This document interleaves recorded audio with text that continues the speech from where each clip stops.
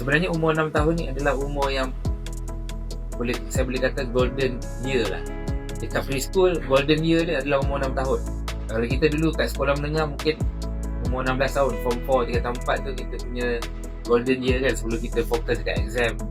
Form 5 nak pergi SPM tu, form 4 tu kita punya paling kalau kat asrama tu paling senior, paling nak masuk sukan, paling benda kita nak buat sebelum kita jadi form 5. Tapi kalau dekat tadika Briny Bunch specifically, tadika lain saya tak pasti, saya tak boleh cakap bagi pihak orang. Umur 6 tahun adalah golden year anak kita. Sebab apa?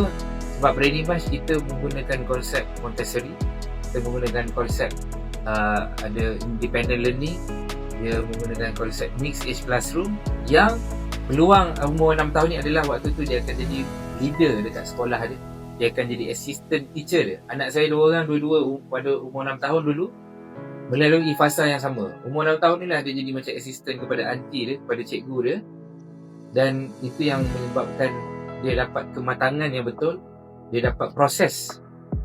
Kematangan ni adalah proses kan, dia bukan dapat sekelip mata bangun pagi umur dah 7 tahun terus matang, tak.